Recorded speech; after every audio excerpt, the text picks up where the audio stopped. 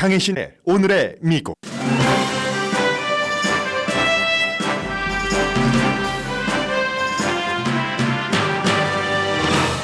(2024년) 경제는 다소 충격적일 정도로 정상일 수 있다는 전망이 이어집니다. 11월 1일부터 12월 24일까지 할러데이 기간 중 미국인들은 소비를 늘렸습니다. 특히 외식 지출이 가장 많이 증가했습니다. 트럼프 전 대통령이 재선되면 오바마 케어를 없애고 트럼프 케어로 대체할 것이라고 공약했습니다. 적에게는 지옥에서 썩으라는 공개 메시지도 보냈습니다. 그의 지지자들은 콜로라도주 판사를 위협했고 연방 수사국이 나섰습니다. 바이든 대통령이 미군 3명이 부상당한 뒤 이란이 지원하는 그룹에 보복 공격을 지시했습니다. 뉴욕에서는 친팔레스타인 시위대가 경찰에 체포됐습니다. 네타냐후 총리가 가자지구 이스라엘 군을 방문한 데 이어 그의 고위급 자문단이 워싱턴에 도착합니다. 벤자민 네타냐후 총리는 월스트리트저널에, 가자 시장은 뉴욕타임즈에 기고문을 보내 이스라엘 하마스 전쟁의 정당함과 부당함을 주장합니다. 네타냐후 기고문을 실은 월스트리트저널은 안전한데 가자 시장 어피니언을 실은 뉴욕타임즈는 보수로부터 크게 비난받고 있습니다. 우크라이나가 크림반도에 정박한 러시아 함대를 공격해 러시아의 침공을 조금 늦출 수 있는 기회를 잡았습니다. 2024년이 다음 주로 다가오자 새해 결심을 알리는 기사가 풍부합니다. 짐에 가지 않고도 건강하기, 여기서부터 좋은 은행 찾기까지 미국 사람들이 원하는 새해 소망은 다양합니다. 여러분 안녕하십니까? 오늘의 미국 강혜신입니다. 이제 크리스마스 이브, 크리스마스 전부 지났고요. 연말 연시까지 조금 마음이 한가하고 넉넉하기는 합니다만은 또 새로운 다짐을 해보는 그런 시기이기도 합니다. 기본적으로는 경제에 대한 뉴스부터 전해드리겠는데요. 11월 1일부터 12월 24일까지 또 한번 전문가들의 어두운 아니면 하지 않아도 될 걱정 이런 것들을 물리치고 미국 사람들이 할러데이 쇼핑을 좀 많이 했습니다. 우리가 많이 쓰고 있는 그 마스터카드 스펜딩 펄스 이 데이터에 따르면 1년 전에 비해서 지금 3.1% 할러데이 기간 동안에 쇼핑을 많이 했습니다. 인플레이션은 반영하지 않은 겁니다. 아무튼 여러 카테고리에 걸쳐서 사람들이 물건을 많이 샀고요. 제일 크게 증가한 그 분야는 7.8%, 보통 1년 전에 비해서 3.1% 소비가 증가했는데 7.8%면 2배 이상입니다. 어딜까요? 저희도 밖에서 밥을 먹었는데요. 외식이었습니다. 그리고 의류가 2.4% 증가했고 그로서리 이 판매도 상승세였습니다. 물론 인플레이션 여전하지만 지금 3% 가까이 되니까 그래도 일자리가 있고 일을 하기를 원하시는 분들께서 부지런히 찾고 또 본인의 기준은 만족하지 못하더라도 어딘가 일을 하신다면 그리고 임금도 굉장히 많이 오르진 않았지만 어느 정도 오르고 있기 때문에 사람들이 조금 쓸 돈이 생겼던 겁니다. 사실은 코비드 시대 때 트럼프 전 대통령부터 시작해서 바이든 대통령에 이르기까지 연방정부에서 돈을 너무 많이 뿌렸기 때문에 그 돈 다 쓰고 나면 어떡하나 큰일 날 거야 했는데 그 같은 큰일은 일어나지 않고 있습니다. 소비자 물가가 많이 올랐는데도 지난 2년 동안 전체적으로 임금 상승이라든가 일자리가 없는 사람들이 본인이 원한다면 많이 없었기 때문에 모두 일자리를 갖고 있었기 때문에 소비가 지탱이 됩니다.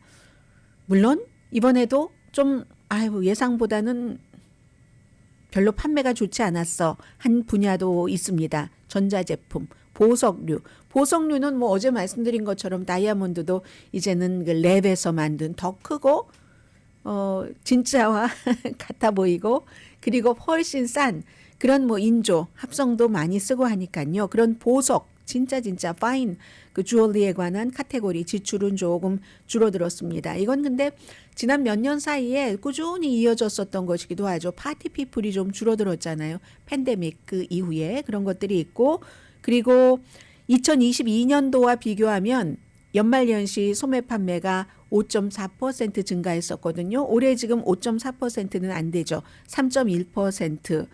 그러나 또 2021년도에는 12.7%. 왜냐하면 팬데믹 때 2020년 3월부터 본격적으로 한 1년 넘게 팬데믹이었으니까 사람들이 돈을 쓰려고 해도 쓸 수가 없었습니다. 다 문을 닫았기 때문에. 그러니까 그때의 그 증가율과 올해의 증가율을 비교하기는 좀 어려운 거고요.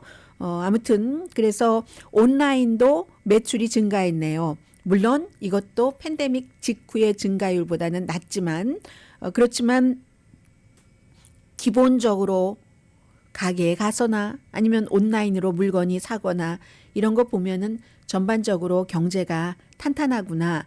그런데 한 가지는 미국 사람들이 지출을 할 때 전처럼 뭐 기분에 따라서 뭐 전이라고 무조건 누구나 다 그런 건 아니지만 대체적으로 전보다는 조금 더 주의를 한답니다. 이걸 내가 꼭 써야지 되는가?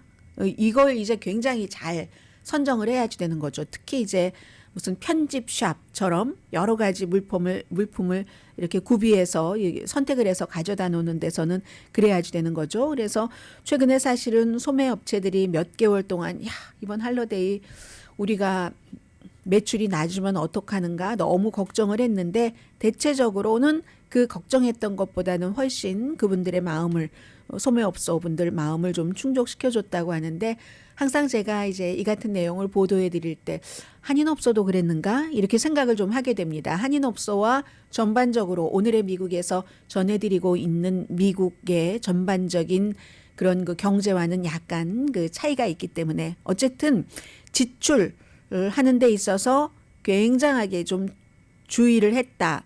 이런 부분들이 있고요. 제일 많이 품목에 상관없이 사람들이 찾았던 건 할인 폭이 큰 제품. 이건 뭐 당연하겠죠. 이제 그런 것들, 그런 것들이었고요. 바비 인형 굉장히 많이 팔렸다고 하네요. 뭐 영화가 대단했으니까는요. 자, 그리고 이제 이쯤 되면은 오늘이 26일입니다. 26, 27, 28, 29, 30, 31.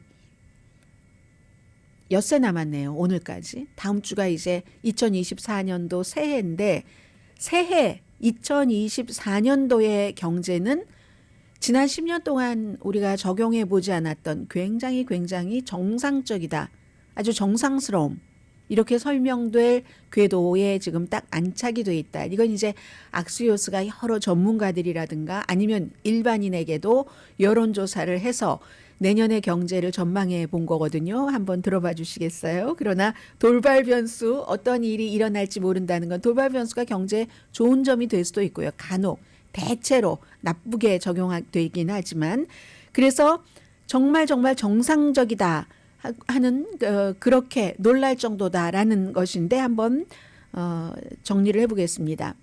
이게 중요한 것은 우리가 팬데믹을 뭐 거의 4년을 겪었고 그로 인해서 인플레이션 또 전쟁이 있었고 전쟁이 있으니까 가솔린 값이 엄청 올라갔었고 그리고는 이자율 인상 끊임없는 11번에 걸친 지금은 일단 스탑됐지만 그런 것 때문에 경제에 대해서 많은 분들이 엄청나게 스트레스를 받으시면서 경제가 이게 불안정해 이렇게 감각적으로 판단을 해버린 지난 몇 년 동안이었다는 겁니다. 그런데요. 2024년도는 너무 많은 걸 우리가 앞에 지적해 드린 것처럼 겪었으니까 아무리 그래도 한 해 동안 그만큼 혼란을 우리가 연이어서 겪을 수는 없으니까 이미 팬데믹으로 인해서 공급망 때문에 막 물건이 커피 그 종이요. 커피 필터. 그 커피 내리는 그 필터가 뭐 50장, 100장에 뭐 예를 들어 전에 한 $2였다면 제가 경험한 바입니다. 한 $6 돼도 없었던 것뿐만이 아니라 6달러까지 그럼 3배 300%가 오른 거잖아요. 그런데 그것도 그조차 없었습니다. 이런 일들이 얼마나 많았습니까? 그래서 우리가 배웠죠. 공급망을 넓혀야지 되는구나. 몇 년이 지나면서 그런 것들을 충분히 확보를 했고 그래서 자동차 업계부터 시작을 해서 이젠 한 군데에 의존을 하지 않으면서 그렇게 하다 보니까 또 재고도 줄어들었죠.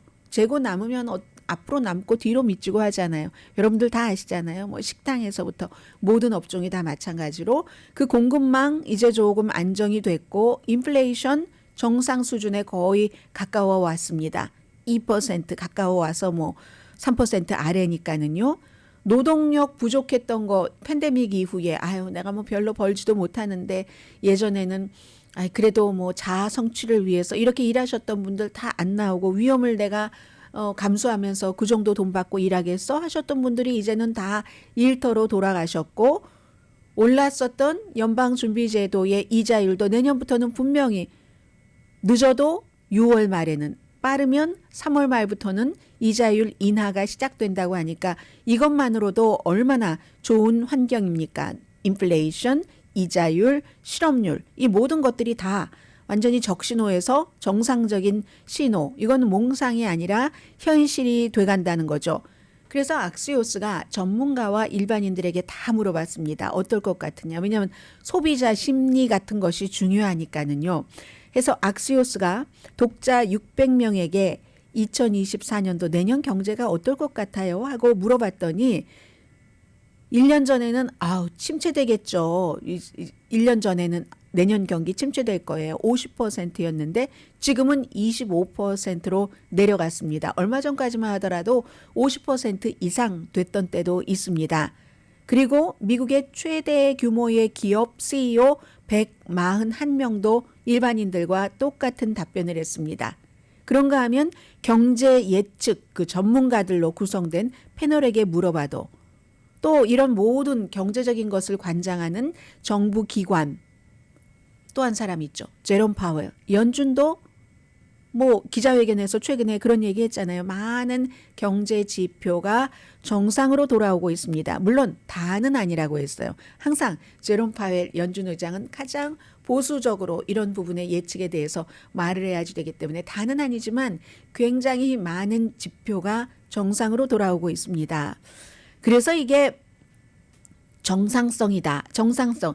2000년대 우리가 지금까지 겪어왔던 것과는 근본적으로 다른 경험을 내년에 이제 하게 될 것이다 하는 얘기입니다. 그래서 우크라이나 침공 때문에 원자재 시장도 공급망뿐만이 아니라 원자재 시장이나 뭐 그때 우리가 해바라기 씨 기름 얘기도 했고 곡물을 러시아와 그 우크라이나가 수출하는 게 뭐 40% 50%가 넘으니까 합치면은 그러니까 이게 굉장했었잖아요. 그런데 다 그런 것들 뭐 치킨 장사하시는 분들 기름 없어서 못 팔고 또 가격이 맞지가 않고 얼마나 걱정하셨습니까? 이런 거 다 없어졌고 그래서 이제 그렇게 되는 경우는 또 이자율이 막 올라가고 하면서 경제가 불안해지고 은행도 부분적으로 뭐 한 군데의 클라이언트에게 집중했었던 뭐 실리콘밸리 뱅크 같은 데는 무너지고 했었지만 그런 아주 어두운 그림자들이 있었고 테크놀로지 업계에서는 엄청나게 사람들을 해고했죠. 테크놀로지 업계는 지금 있는 돈 갖고 어떻게 꾸려나가는 게 아니라 미래의 결과와 꿈을 보고 투자를 막 하는 거잖아요. 어디서 돈을 빌려다가. 그러니까 테크놀로지 업계에서 사람들을 많이 해고할 수밖에 없었던 거죠. 비싼 이자 내고 돈을 푹푹 빌려서 남의 회사에 보장되지 않는 스타트업에 투자하기가 힘드니까. 주택시장도 마찬가지였었죠. 이자율이 너무 높아서 이 고통을 우리가 이제 다 겪었습니다. 2023년까지 그리고 이제 치유하는 데 조금 시간들도 걸렸고 또 하나가 있습니다. 이민. 지금은 이제 이 불법 서류 미비자들의 미국으로 오는 것이 너무나 중대한 이슈로 내년 선거에도 작용을 하겠지만 그동안에 그 합법적인 이민자들도 굉장히 안 왔습니다. 팬데믹 때에 뭐 미국에서 받지 않아서 안 온 것도 있고 그들도 그렇고 이동하기를 굉장히 꺼려했는데 이제 이민자들도 좀 움직이기 시작해서 필요했었던 그런 그 노동시장의 공급이 조금 원활하게 되고 있고 무엇보다도 이제 가장 중요한 인플레이션이 낮아지면서 내년에 적어도 3번 이자율을 인상할 것으로 지금으로서는 돌발 변수가 없는 한 그렇게 이제 연방준비제도에서도 마음가짐을 먹고 있으니까 금융시장이 좀 활발하게 움직이고 또 여기저기서 돈이 융통되니까 그 돈으로 투자를 해서 또 돈을 벌고 그럼 그 벌어진 돈으로 사람들은 소비를 하고 소비를 해서 돈을 벌면 또 투자라고 경제가 점점 파이가 커지는 게 있겠죠. 지난 4년 동안 우리가 배운 것이 있다면 여기에 항상 요즘 제가 많이 말씀드리는 세상의 예측 불가능성에 관한 것을 예측하기가 어렵다. 이런 것은 있죠. 그래서 딱히 뭐 그럴 것이다라고 이렇게 될 거야 말 것이야 하고 거의 99% 확신하는 분들은 제가 돌팔이라고 말씀드렸잖아요. 그건 너무너무 경솔한 그런 것도 있지만 어쨌든 내년에는 비교적 굉장히 특별한 돌발 변수가 없는 한 좀 단단한 경제 구조가 될 것이다. 이런 게 이제 미국 사람들 조금 마음을 편안하게 갖는, 물론 봉급을 받아서 별로 큰 수입의 차이가 없는 사람이라 할지라도 전반적으로 두려움보다는 안정감이 있는 게 낫잖아요. 그게 이제 어떠한 기반이고, 그리고 이제 그런 것들을 특별하게 정말로 나쁘지 않다. 경제가 이런 것을 확신을 하고 있는 사람 가운데서 경제에 대해서 사람들에게 메시지를 줘야지 되는 그런 스타 경제학자라든가 이런 분들은 사람들을 안심을 시켜서 꼭 필요한 돈 정도는 쓰도록 소비를 이렇게 해주는 것도 그들의 역할이다. 이제 여기까지가 악시오스가 지적을 한 겁니다. 필요하지 않은데 쓰는 것은 낭비지만 필요할 때 적절하게 쓰는 것은 또 사회가 돌아가고 경제가 발전할 수 있게 되는 그런 활동력이니까요. 지금 그 모든 것들의 기반이 갖춰져 있는 2023년도 12월 26일이라고 악시오스가 보도했습니다.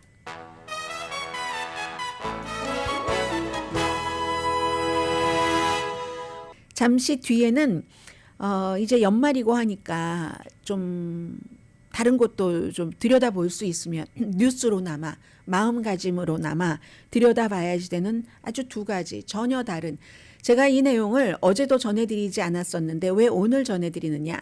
하나는 12월 24일에 뉴욕타임스의 가자 시장은 하마스가 임명을 하는 자리입니다. 그리고 그 사람은 엔지니어였고 엔지니어링 교수였고 엔지니어 그 교수가 된 데는 아주 좋은 영감을 받아서 그렇게 됐는데 그 사람이 뉴욕타임스에 어떤 기고문을 썼었는데 소개를 해드리고 싶었는데 안 해드렸습니다. 왜냐하면 너무 편파적이라고 생각하실 분들이 계실 것 같아서요. 그러나 오늘 보니까 월스트리트저널에 벤자민 네탄야후의 기고문이 실렸습니다.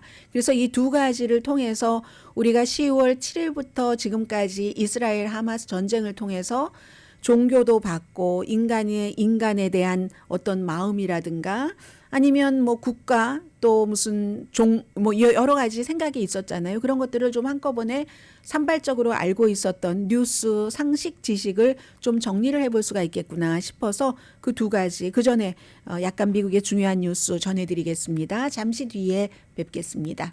라디오 서울 방송 오늘의 미국 듣고 계십니다. 우선 크리스마스였는데 세계 각 지역에서 정말 싸움을 많이 했습니다. 미군 3명이 부상당하자 바이든 대통령이 크리스마스 어제 아침에 이제 보고서를 받고 나서 미군을 부상시킨 그런 적군을 공습이 아니라 공격하라라는 명령을 내려서 미군이 어디서 그 공격을 당했냐면요. 이라크의 에르빌 공군기지에서 드론 공격을 받았습니다.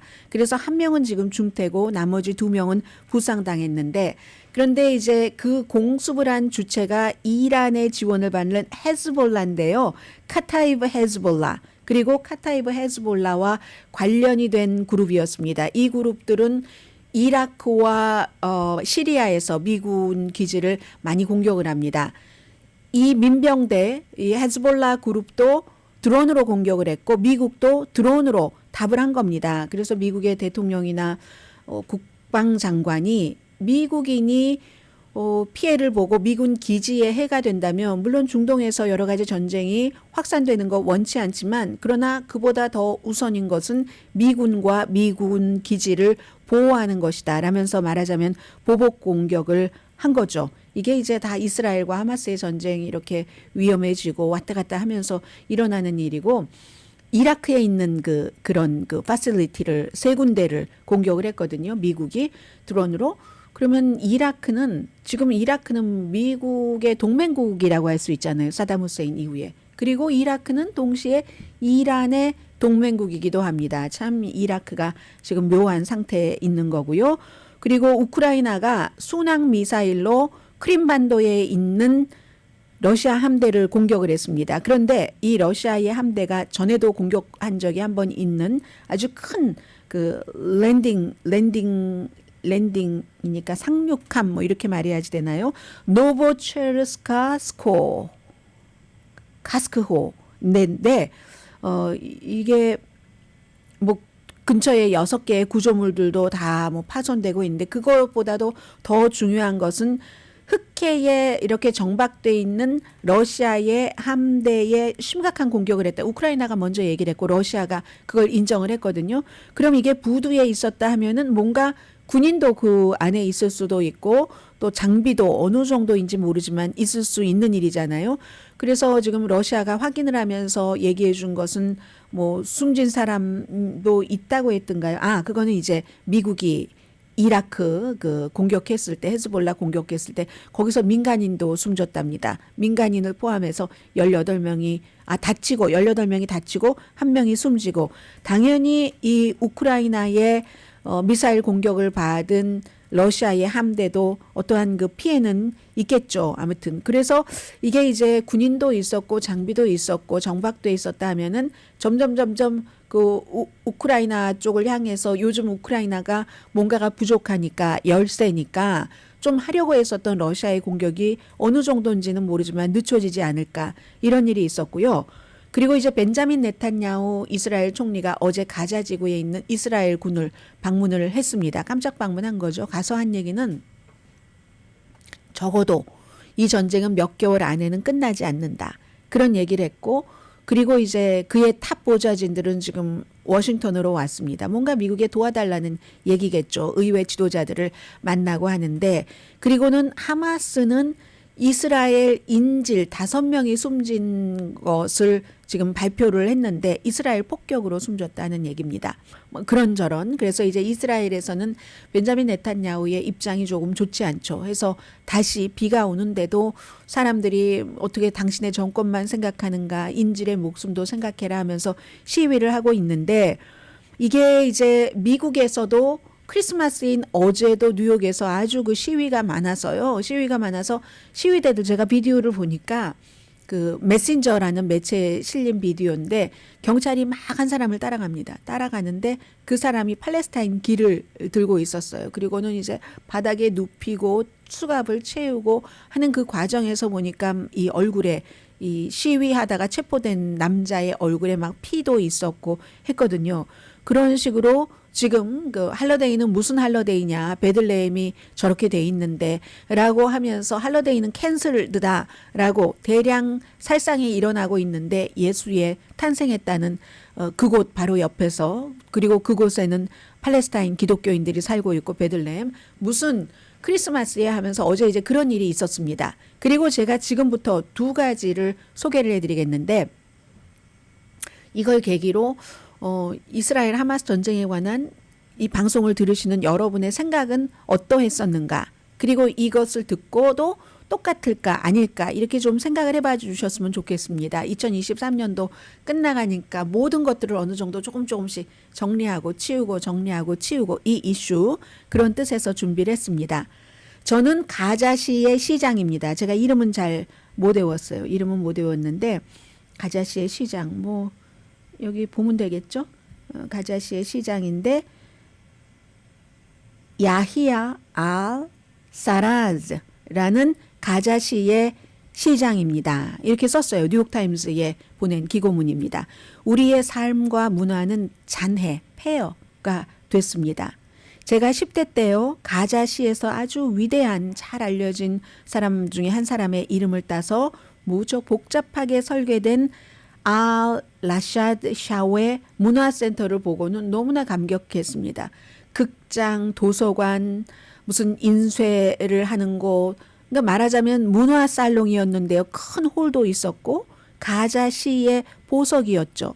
그때 제가 엔지니어가 돼야 되겠다. 야 이렇게 멋지게 설계된 이런 곳 하면서 공부를 했고 지금 교수가 됐습니다. 그 뒤에 저는 지금 가자시장입니다. 그 보석이 잔해, 폐허, 이스라엘 폭격으로 그렇게 됐습니다. 저는 그냥 이름 없는 어떤 그냥 부서진 건물인 줄 알았어요. 사진이 실렸는데 보니까 가자 피해, 가자의 상징이 가자의 피해의 상징이 됐는데 아름다운 그 해변을 바라보면서 이렇게 파괴된 문화센터를 보니까 너무 제가 마음이 아픕니다. 가자 동물원도 파괴시켰습니다. 이스라엘은 폭격으로 늑대, 하이에나, 새, 희귀한 여우 다 공습이나 아니면 굶어서 죽어버렸습니다. 뭐 어린이 행복센터, 시립 건물, 기록보관소 등등등등 무슨 7세기에 무슨 모스크 같은 것도 이스라엘군은 거리, 광장, 모스크, 교회, 공원을 파괴하거나 손상했습니다. 저는 2019년도 하마스 정부가 저를 시장으로 임명하고 나서 중요한 목표 가운데 하나가 도시의 해안가를 재건하고 중소기업 개방을 막 이렇게 활발하게 해서 일자리를 만들어내는 것이었습니다. 그래서 산책로, 휴양지, 뭐 사람이 장사할 수 있는 공간 이런 프로젝트를 완료하는데 4년이 걸렸습니다. 그런데 이스라엘이 그 모든 것을 파괴하는데 몇 주일 걸리더군요. 제가 아는 한 이혼한 여성은 니빈이라는 여성인데 11월 달에 작은 식당을 열기로 아주 계획을 했지만 꿈은 물거품이 됐죠. 팔레스타인 장애인 모하메드는 작은 카페를 잃어버렸습니다. 이스라엘 탱크는 왜 그렇게 많은 나무도 부수고 전신주, 자동차, 수도, 무슨 파이프라인을 파괴했습니까? 왜 유엔 학교를 공격했습니까? 가자 지구에서 우리의 삶의 방식이 말살된 것은 말로 표현할 수 없습니다. 제정신인 사람이 어떻게 이렇게 끔찍한 파괴와 죽음의 캠페인에 참여할 수 있는지 상상할 수 없기 때문에 저는 아직도 악몽을 꾸고 있다고 느낍니다. 가자 지구는 1983년도에 만들어졌습니다. 중동에서 가장 오래된 자치 그런 구역이고 한 80만 명 정도가 살고 있는데 세계에서 가장 많은 팔레스타인 사람들이 살고 있는 곳입니다. 전쟁이 시작되고 이스라엘이 북부에서 100만 명 이상의 팔레스타인을 강제 이주시켰어도 가자 지구 인구의 많은 사람들은 그대로 남아 있었습니다. 이스라엘이 하마스의 공격을 받고 그 치명적인 공격에 대응해서 가자에서 전쟁을 시작했을 때 저는 해외에 있었습니다. 그런데 여행 중단하고 돌아와서 수도관, 뭐 도로, 질병을 일으키는 여러 가지 이런 것들을 이제 위원장이 돼서 많은 자원봉사자들과 함께 막아왔는데 우리 시의 직원 가운데서도 14명이 숨졌습니다. 우리 또 특별위원회는 거의 모든 사람이 집을 잃거나 가족, 친척을 잃었습니다. 저 역시 사랑하는 사람을 잃었습니다. 10월 22일 예고도 없이 우리 집에 공습이 와서 사진 기자이고 영화 제작자인 제 큰아들이 라시디가 숨졌습니다. 내 아들 라시디는 아마 부모님 집이 안전할 것이라고 생각을 했었던 것 같습니다. 어쩌면 시장인 내가 표적이었을까 하는 생각도 들었습니다. 결코 알지 못할 겁니다. 그래도 나는 내 아들 라시디를 빨리 묻고 또 비상협력위원회에서 가자 지구를 복원하기 위해서 일터로 복귀했습니다. 이스라엘이 16년 전부터 가자 지구에 대해서 봉쇄를 했고 유엔과 인권단체가 말하는 지속적인 이스라엘 점령 유지해온 이스라엘은 이곳의 생명을 파괴하고 있습니다. 이름이 알려지지 않은 이스라엘의 국방부 관리가 가자 지구를 천막 도시로 만들겠다고 공약을 했고 이스라엘은 주민들을 강제로 이주시켰습니다. 그리고 이번에도 팔레스타인과 한 약속을 지키고 있습니다. 이렇게 파괴함으로 인해서 저는 세계의 지방단체 모든 사람이 세계 지도자들에게 이 같은 무의미한 파괴를 중단하도록 압력할 것을 요청드립니다. 왜 팔레스타인 사람은 이스라엘 사람이나 세계의 다른 민족처럼 동등하게 대우받을 수 없습니까? 왜 우리는 평화롭게 살 수 없고 국경을 개방하거나 자유무역을 할 수 없습니까? 팔레스타인 사람들은 자유를 누릴 자격이 있고 자결권을 가질 자격이 있습니다. 가자 지구의 상징은 잿더미에서 솟아오르는 불사조입니다. 피닉스입니다.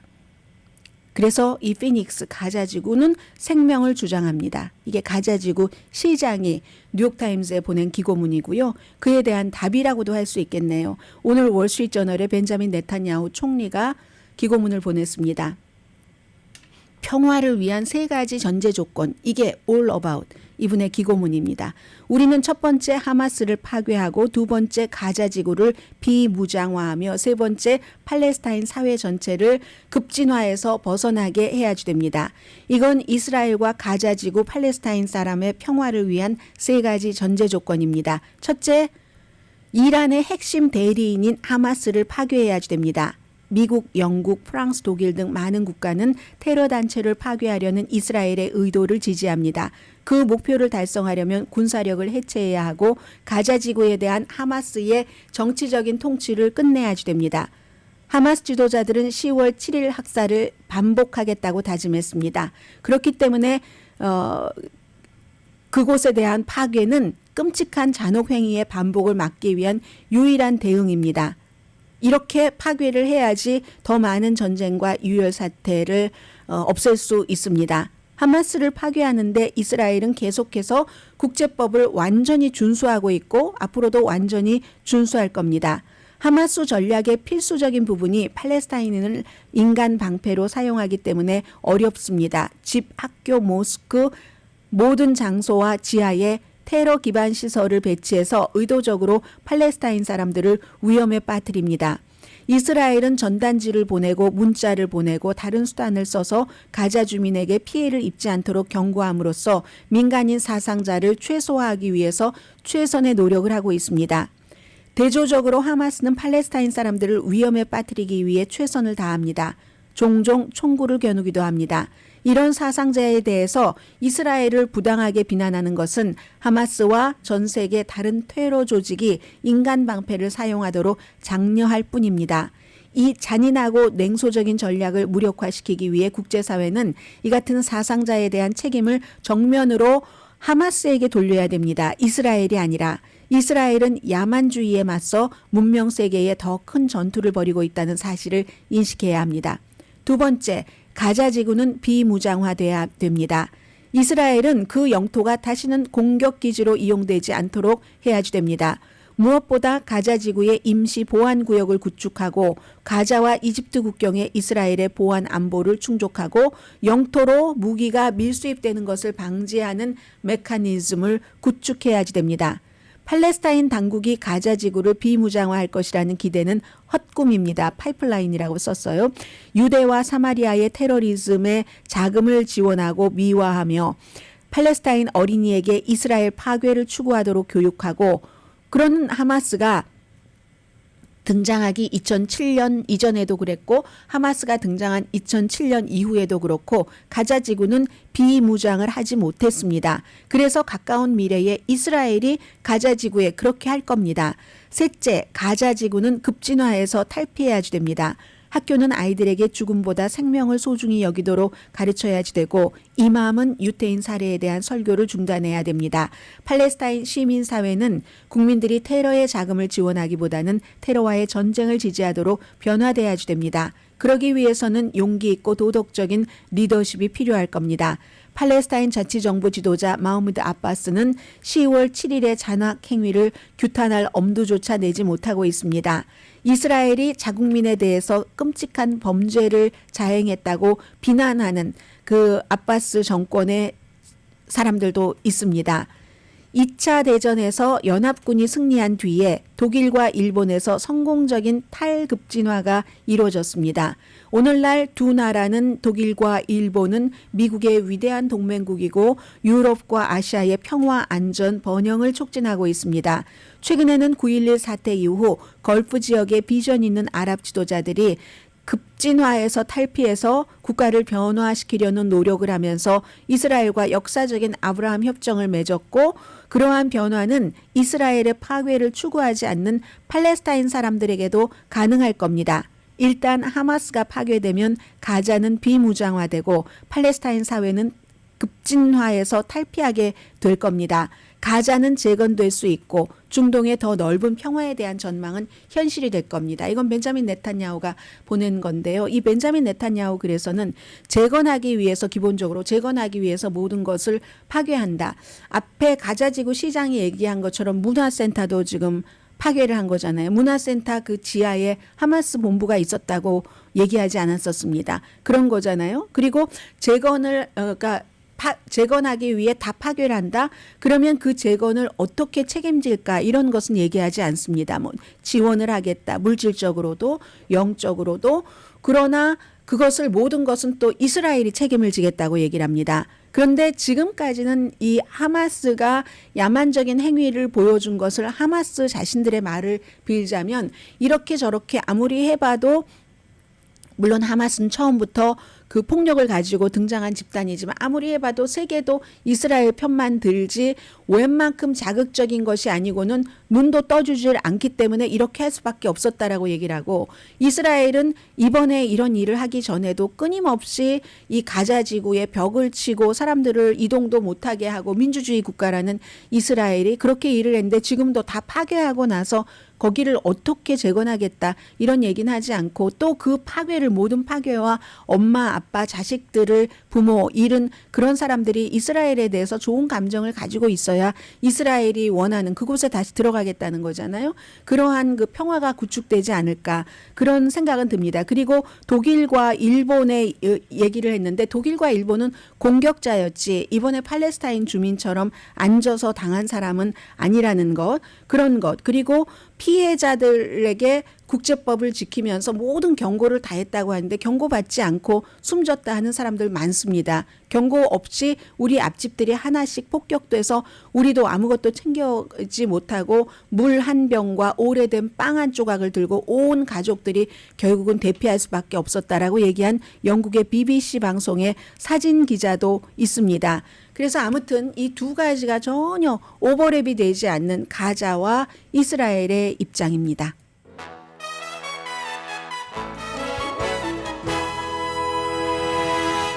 라디오 서울 방송 오늘의 미국 듣고 계십니다. 네, 돈 얘기 드리는 시간이잖아요. 앞에 돈 얘기 많이 드렸기 때문에 돈 얘기와 연관된 간접적인 돈 얘기 말씀드리겠습니다.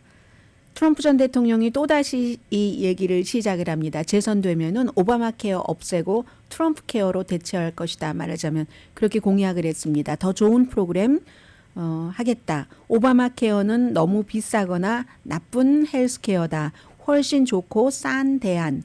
이건 이제 사람들이 슬퍼하지 않고 해피할 겁니다. 라고 오늘 이제 소셜미디어에 썼는데 오바마 케어는 그 공화당의 공격을 정말 오랫동안 10년 이상 받아왔습니다. 그런데 지금은 미국 사람들 60% 이상이 오바마 케어를 지지하고 한인분들도 많이 오바마 케어를 활용을 하시고요. 제일 먼저 오바마 케어의 혜택을 받던 사람은 지금 트럼프 전 대통령을 지지하는 사람들입니다. 나이 많은 백인, 시골에 살고 있는 사람부터 건강보험이 없었기 때문에 오바마 케어를 받기 시작해서 사람들이 점점 늘어나니까 혜택의 범위는 넓어지고 그리고 그 본인 부담 비용은 줄어들고 하니까 사람들이 이걸 싫어할 이유가 없겠죠. 그래서 공화민주 다 합쳐서 60% 미국 사람들이 지지하고 있는데 그러니까 이게 10년 이상 의회에서 공화당이 없애보려고 했어도 실패를 했고 이제 공화당은 포기를 했습니다. 그렇기 때문에 이제 범죄 또 이민, 경제 이슈 이런 것으로 돌렸는데 지난달에 트럼프 전 대통령이 이 이슈를 확 가지고 나와서 공화당이 조금 곤란해했었거든요. 그러다가 사람들이 곤란해하고 뭐라고 내가 지금 이거로 얼마나 혜택을 보고 있는데 이걸 없앤다고 하니까 아니 그게 아니고요 하다가 다시 또 들고 나왔습니다. 그랬더니 공화당 의원들조차도 그런 일이 일어날 가능성이 낮다라고 표현을 합니다. 존 코닌 텍사스 상원 의원이죠. 마찬가지로 빌 캐시디 루이지아나 이분은 상원 보건위원회 소속입니다. 왜냐하면 오바마 케어가 법으로 될 때도 존 맥케인이라는 사람이 있었기 때문에 그 사람을 또 조 바이든 당시 부통령이 잘 설득을 하고 해서 됐습니다. 또 공화당인 그 존 로버츠 연방 대법원장이 있었기 때문에 된 거거든요. 의회에서 이게 합의가 되진 않습니다. 유권자들이 오바마 케어를 좋아하는데 공화당 의원이라 할지라도 이걸 없앤다는데 찬성을 해주겠어요? 그런 점이 있기 때문에 그냥 말이다라고 생각하시면 되고요. 왜냐하면 워낙에 오바마 케어로 혜택을 보고 계신 분들이 많으시기 때문에 그때마다 어머 이거 괜히 걱정하실 필요 없잖아요. 아직 걱정하실 타임이 아니라는 것 알려드리려고 그래서 제가 선택을 한 뉴스고요. 트럼프 전 대통령이 어제 오전에도 악담을 많이 하던데 오후에도 뭐 2시 조금 넘어서 2시 18분인가 그랬습니다. 나라를 파괴하려고 하는 그들은 지옥에서 썩기를 희망한다. 메리 크리스마스. unusual한 크리스마스 메시지입니다. 이렇게 얘기를 했습니다. 좋든 나쁘든 세계의 모든 리더들 그 누구도 좋은 리더든 나쁜 리더든 미국의 조 바이든과 그의 패거리처럼 나쁜 사람은 없다. 이렇게 얘기를 한 거예요. 국경을 개방하고 인플레이션 높이고 아프가니스탄에서 항복하고 친환경 새로운 사기, 전기자동차 사기라고 부릅니다. 높은 세금, 에너지 독립 없음, 그리고 뭐 사우디아라비아, 우크라이나, 이스라엘 이런 모든 것들이 다 이제 바이든이 잘못해서 그렇다는 거예요. 전기차 미치광이라고 표현하네요. 이런 등등으로 나라를 파괴하는 인간보다 세계 누구의 어떤 리더도 더 사악하거나 나쁘지는 않다. 이 사악한 바이든과 잭 스미스, 나를 기소한 특별검사 등은 모두 지옥에서 썩어라. 이렇게 크리스마스 메시지를 보내는 사람이 공화당 내부에서 54%의 지지를 받고 있습니다. 더 힐의 여론조사 결과입니다. 그리고 계속 이제 이런 식으로 잭 스미스 콜로라도주에서 대통령이 될 만한 자격이 없습니다. 반란을 주도했기 때문에 1월 6일 의사당 폭동 사건으로 해서 콜로라도주에서는 안 되겠습니다. 콜로라도주 대법관들이 7명이 4대 3으로 그렇게 이제 판결을 하고 나니까 한 명은 그 대법원장은 공화당이에요. 그리고 3명은 무소속입니다. 이 대법관 가운데 트럼프 전 대통령이 열심히 비난하면서 악담을 퍼부니까 트럼프 전 대통령을 지지하는 측에서 조직을 합니다. 요즘 사회 소셜미디어 잘 안 알려준 소셜미디어 많잖아요. 그런 곳에서 의사당 폭동 사건 때와 똑같이 그래서 그것을 가릴 걸 가려야지 된다고 얘기를 하는 겁니다. 그 교수형에 처해야지 된다고 하니까 결국은 덴버의 경찰과 연방수사국이 같이 지금 수사를 하고 있고요. 그리고 쓸데없이 돈 쓰는 거잖아요. 대법원 판사에 대한 콜로라도주 경비 같은 것 굉장히 그 강화 됐다는 것 말씀을 드리고요. 그리고 제가 돈 얘기니까 돈 얘기 하나만 더 말씀드릴게요. 프란치스코 교황도 자정미사 24일 날 있었고 어제 또 크리스마스 메시지에서는 평화를 얘기를 한다면서 무기 산업이 저렇게 좋아하는 한 평화가 안 된다라는 얘기, 무기 산업을 엄청 비난했습니다. 프란치스코 교황은 무기 산업을 자주 비난을 하는데 인간의 마음은 약하고 충동적인데 만약 우리 손에 죽음의 도구가 있다면 조만간 그걸 사용할 겁니다. 시간 문제입니다.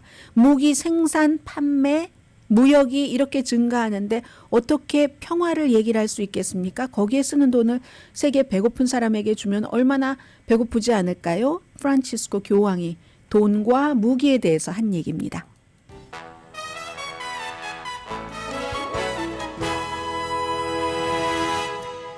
라디오 서울 방송 오늘의 미국 듣고 계십니다. 이제 며칠 남지 않았기 때문에 2024년도가 이런 때면 항상 새해 결심을 하잖아요. NPR 방송이 사람들에게 아이디어를 물어봤더니 한 50가지 아이디어인데 직장에서 가족, 뭐 인간관계, 취미 등등 제가 눈에 띄는 것만 말씀을 드리겠습니다. 리마인드성입니다. 직장에서는요.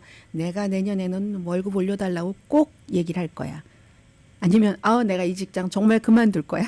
이런 것들이 있었고요. 운동은 좀 융통성 있게 하고 짐에는 안 가고 건강할 수 있는 방법.